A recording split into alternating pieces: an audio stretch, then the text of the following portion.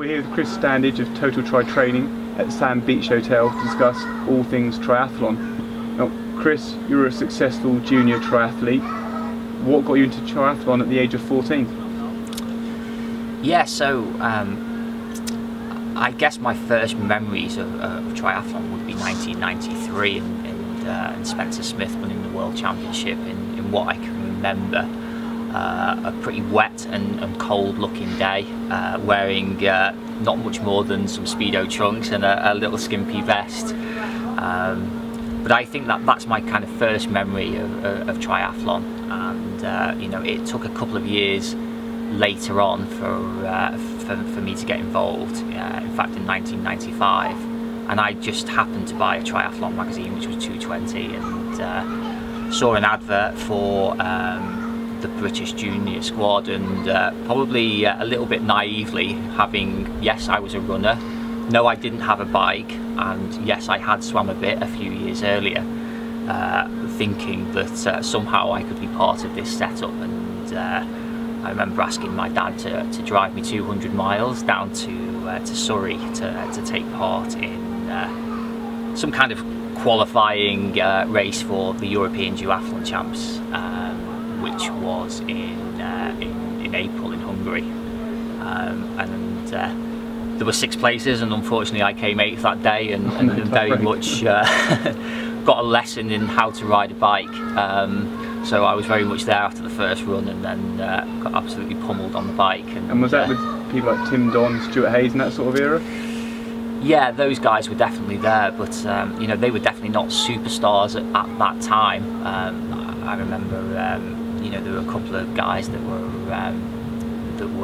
better than them. They were probably like number 4 or 5 in the pecking order, but they've obviously come through since then. And would that have been a drafting or not? Probably non-drafting back then, I'd imagine. Yeah, definitely non-drafting. So that was duathlon, and so I came away a little bit disappointed in terms of not making that team, but it definitely egged me on, and I got back into swimming straight after that, and started to do a bit more bike training, and a couple of months later I found myself at Market Bosworth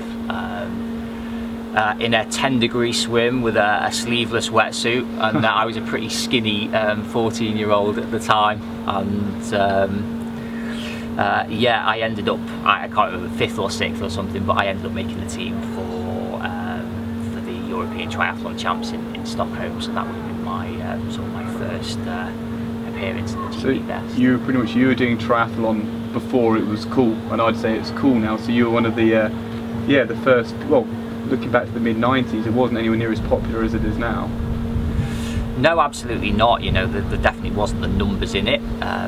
It's changed quite a lot. Lottery funding has taken the standard on to a whole new level, and there's a lot more people participating now, for sure. And it's grown massively. It's grown massively in the last 25 years almost. So you were racing from 14, 16 to 18, going through juvenile youth races to junior, then starting senior. You mentioned you had a bit of a break. When you went from the elite racing into the world of work, as it were, how did you initially cope with that, being an age grouper and the challenge that age groupers face? So I guess I gave up triathlon at 18, and 23 I went a little bit off the rails, and by the time I got back into it, yes, I had a full-time job. I was travelling quite a lot between Manchester, Ireland and London, so career had to come first, in terms of paying the bills and all of that kind of thing. So it was definitely a different world compared to what I remember back when I was 15 or 16, living carefree at home, I suppose. Was the racing massively different when you found in that era with the age group racing compared to when you were a junior? For example, you're a good swimmer, and when you started doing the age group racing, did you find you at the front of the pack, or you well back, for example? Well, I think when I first got back into it, it was I certainly felt like I'd lost that 5 years, if not a whole lot more. So I remember qualifying. I think at the time they had 12 places per 5-year age group, and we went to the World Champs in Madeira. I think that was 2004. and I literally took like the 12th place or something after like 3 or 4 months worth of training. You know, I was kind of well back. I did manage to, you know, over the course of 12 months, you know, get back to a pretty decent standard, so that I was definitely up there. Did you feel you lost a lot from the swimming? So when you said you earlier you did a lot of cross-country running at school, which sort of stagnated your swimming, or that you stopped swimming as much, and when you came back, did you feel, because of the, a bit like people say it's like riding a bike, but I imagine swimming's not quite like that, did you find a big lag in your speed? Yeah, definitely. I think you know, one of the easy things as a junior or as a young kid growing up in swimming is that there are swim squads, and you're swimming 8 to 10 times a week. You know, often an hour and a half and 2 hour sessions, and then all of a sudden you're in this age group environment of 1 or 2 tri-club sessions a week, potentially finding 1 or 2 masters sessions. But you know, that's a big drop off from what the kind of swimming that you were doing previously. So it definitely took time to get back into swimming for sure. Yeah. And did you do the classic when you started back in triathlon, focusing on sprint and Olympic? Yeah. It took another 4 or 5 years to move up to half Ironman. So it was very much chasing world championships, and you know, as I talked about Madeira there, Hawaii in 2005, I think. But I wasn't doing anything. I was kind of up there, but I wasn't certainly like winning races or anything like that. You know, I was probably coming top 10s and top 15s in big qualifying races. There was nothing spectacular. Well, so the question for me then is, having seen your race TV, what made the big change? Because you've got some good results on your Palmares. I just think that education probably is the kind of biggest thing, and just growing slowly but surely over the course of 10 years. You know. So there's no quick fix. It's rewards hard work almost. I guess so. I think you know, a lot of athletes come to us now for coaching, and you know, they want that quick fix. That, you know, they think, you know, if Stando can do it, then what, you know, why can't I do it? But they don't realise that, you know, 15 years down the line, I'm kind of getting my reward, I suppose, for all of that hard work. But you know, I think you kind of learn from nutrition. You know, as you get a little bit older, from maturity. You know, I'm not that bothered about going out for a drink and being out till midnight. Now I look after myself a little bit better, and I'm probably in bed at 9:30, which is a little bit sad. But you know, you eat a little bit better. You learn the benefits of massage once a week. If you've got a little niggle, you know, you go to the physio straight away, and all of these little things start to add up over time, plus the amount of training you do. You know, and so it's probably only in the last 4 or 5 years that you know, I'm at a stage now where, you know, I've been looking up to win races. Well, I suppose then you become more aware of your body, as you're saying, you're aware of what your limitations are. So to link from that, what was your jump from Olympic to half Ironman, or 70.3 racing? Because that seems a jump a lot of people make, and my view of it has often been, it's because a big challenge for a lot of people is the swim. It's only an extra 400 metres, so it's a relatively easy hurdle. What made you decide to make the jump, and how was your training changed to do that? I think when I first got back into triathlon at 23 or 24, I still had this little dream of being a professional, and you know, it probably took 3 or 4 years of realism and almost then thinking about what the guys are doing from a 70.3 point of view in Ironman. So you know, as you say, the swim isn't a huge amount different, and my first 70.3 was in Antwerp when that was an Ironman race, and you know, I got on that. The pros literally started 20 metres in front of the age groupers, and you know, I was on them in a shot, or some of them anyway, and probably came out in about 4th or 5th place, and then tried to ride my bike like it was an Olympic distance, and I had a very sorry day on the run with a 1:34, and literally had to. I think there was qualification for the World Champs in Clearwater.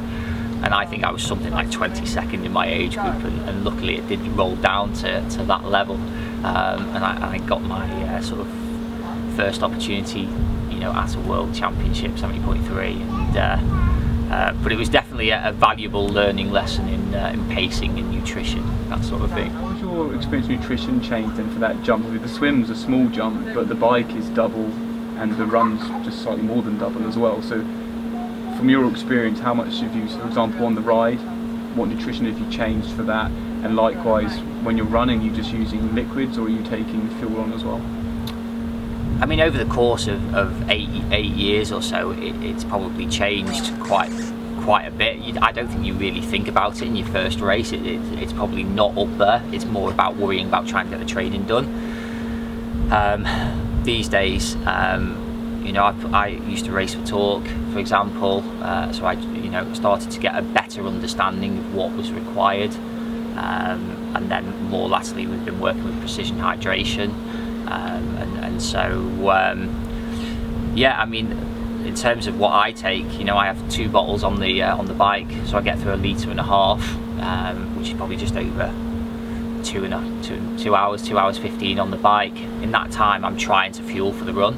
So I've used gels for a lot of years, but I've also moved to cliff shots, and just prefer to have something in my stomach rather than something that's like sickly. And then I will, on the run, have a couple of gels with me, but quite often I don't really need to take them. I might just pick up a few drinks at the drink stations, but if possible, the fueling's done on the bike for the run, because you're working pretty hard. When you got to finding out what you liked, was it a bit of trial and error? Yeah, definitely. You've got to find out what works for you in terms of taste. And the other problem is that when you're training with the same product for a couple of years, or religiously every week, things start to become, you can have some bad experiences where you just can't take that product anymore, So I'm lucky now that I've found products that I've been using for a couple of years, and they work well for me, and I haven't got sick of them just yet. And I suppose a classic don't do for any triathlete is try something new on race day, and especially if it's a particular product provided by the race and you've never had it before. That can, well, we all know that can cause some serious problems. Yeah, definitely. So you've either got to make the decision to carry all your own stuff and be self-sufficient, or work out what you've got on race day, and then go with that and make sure you're happy with taking it. So if someone was they'd never done a 70.3 before, or if they'd been focusing on sprint and Olympic, what would your tips be if you are making that jump up? Say, what would the first things that come to your head of, this is what I'd be considering, this is what I'd think of doing? So we've obviously talked about nutrition being a key part. For 2 hours of racing over Olympic distance or a little bit more, you've only really got to top up on your glycogen stores for like the last 30 to 45 minutes. So whereas this is now an extra 2.5 to 3 hours, so that's particularly important. And so it's even fair to say, even if you're a slower Olympic athlete, say 3 hours, 3.5, it's still a substantial overall increase in your time. So it still works for both, whether you're elite, I'd say elite age group around the 2 hours point, or whether you're someone who is a very apt triathlete but not breaking 2:30, for example. Yeah, absolutely. You're still only topping up, as opposed to in a half Ironman. If you're certainly racing for 5 to 7 hours, you're really requiring to get that nutrition right, and practice and train with it, and get that dialed in. On top of that, then 90k on the bike is a substantial distance, so you have to start spending more time out on your bike. So at the weekends, in Olympic distance, you probably can get away with an hour or two endurance rides and a little bit of quality on the turbo. When it comes to 90k of biking, especially if you're going to be out there for 3.5 hours, then you've then got to dedicate a lot more time in terms of being out there on a Saturday or a Sunday and getting that ride time in, and then just starting to think about some quality during the week that's probably more than just an hour's worth of turbo session, heading towards an hour and a quarter or an hour and a half. And then from a run point of view, just building the resilience to be able to cope with a half marathon at the end of the bike, and getting some of those like long runs in at the weekend, and potentially doing like half marathons and just building a bit of confidence in that way. So you share there's real validity to making sure you can run the distance before you. So it's not like when someone does a marathon, a lot of people never run the 26.2 miles. But especially for a half iron, you definitely suggest that you can do a straight half marathon? If you manage to get to 10 miles on your long run or so, I think you'll see yourself through in terms of the 13. Obviously, you've been out here with us for a few days in terms of the training camp here. You've obviously seen us split runs, split bike sessions even as well. So being able to run between 12 and 15 miles over the course of a day and doing maybe a split session just to help with that resilience is definitely a way forward. We discussed split sessions during the week. It's something I've not I've done obviously multiple sessions in a day, but I've never done split run sessions or split bike sessions. What's the reason for that, or the reason behind that? So there's a couple of things. So from a run point of view, especially when you're doing Ironman and you're starting to think about the running 16 to 20 miles in a day. Late on in that run, you're going to start to lose a little bit of form. It's going to take a lot more out of you.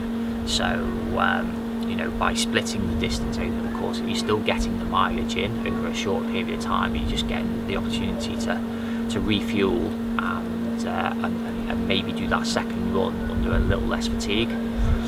Or as you've kind of seen yesterday, you can put like 2 quality sessions in. So when we were out on the bike yesterday, we did 2 times 20, and we did them pretty hard, and then we basically were able to have some lunch and refuel, and then come back out and do 3 times 10, even harder. And if you're doing that over the course of a 4-hour bike session, then you start to deteriorate over time. So you're really able to deliver the quality over those 2 sessions. So it's giving a recovery time as long as you have a couple of pairs of bib shorts available. Yeah, absolutely. But it's also with people that are working as well, and I work from home, but disappearing out for 2 or 3 hours on the bike in the middle of the day, my boss might not necessarily think that's a great idea. But then all of a sudden, if you do an hour and a half turbo first thing in the morning, and then do an hour and a half in the evening when you finish work, then you've still got that second ride in, based on riding at the weekend as well. You've still got 3 hours, and you can definitely put some quality in as well. So there's benefits from that side. Or from a run point of view, doing a 2-hour run before work and then sitting there for the whole day might be a challenge, but doing an hour in the morning and an hour in the evening is a good way of getting a similar kind of effect. I'm interested to ask you a question about cadence and power on the bike, because from my cycling background, there's always been the argument of around 9. Everyone has their own preferred or optimum cadence, but the general ballpark is around 90, maybe 80 to 90. Obviously Lance Armstrong was famous for going outdoors, etc., pedaling around 100, which was quite unique at the time. But I've seen yourself and a few other riders doing intervals at 70 RPM, and also understand that that's also the cadence you've used a few of your own half Ironmans. Can you explain to me, the layman, of why that is and what the benefits of doing so are? Yeah, so we see triathlon as very much a strength sport. In terms of if you probably want your maximum power output, then you probably over 20 minutes or an hour, then you can afford to use the cardio system for all of that and be up at 90 or 100 RPM. But you have to be trained to do that. In terms of triathlon, especially for the longer distances like half Ironman or Ironman, using a bigger gear, it takes time, obviously, in terms of muscularly developing yourself to be able to push that big gear and be able to push out the same powers that you might be able to at 80 or 90. It takes time, but effectively you're doing it with a smaller, a less heart rate, and so therefore, when you come to the run, hopefully, you haven't burnt as many calories. You've just got the opportunity to be able to run harder off the back of that. So because I'd always naively, it would seem, assumed that pushing a bigger gear meant your legs were more fatigued, but you're almost saying actually that's not really the case. If you're conditioned, then you can actually run faster off the bike. Yeah, I just think that there's 2 things. Almost like from a training point of view, you're able to train more frequently at higher intensity, because it's not taking quite as much out of you as when you're like relying on the cardio system at 90 or 100 RPM and your heart rate is through the roof. So one, you're able to train more frequently and get more intensity out during the course of a week. But then also, when you're conditioned, then you're able to run that bit stronger. I mean, one of my big take homes from this training week with Total Tri Training has been the level of conditioning that's required to do the amount of training that if you want to be particularly successful. And I think that's probably reflecting what you said on the bike there. You need to be in a good condition to do the amount of training that you want, otherwise your body will crack, as mine seems to be doing so. Yeah, I think what you've probably seen this week compared to most training camps we see is the number of actual hours we've done this week probably won't be that high. It might be up at 25 hours. If you're doing a normal 16 or 18 hour week anyway, it's not that massive. Whereas most training camps, they go away and they might ride, I don't know, 700k or 1000k, and you see it all over Strava. Whereas here, we've very much gone for intensity, and so as you say, you have to be conditioned. You have to be used to doing that amount of quality. Otherwise, it can definitely fatigue you. So the big goal for the year is the World 7.3 Champs in South Africa, with also like Challenge Championship in Samarin, and then I need to go and qualify for South Africa. So is it Pays Day or Pays Dax in 70.3 France in May. That's what's on the agenda at the moment. Well, thanks Chris, good luck with that. Yeah, cheers, thank you.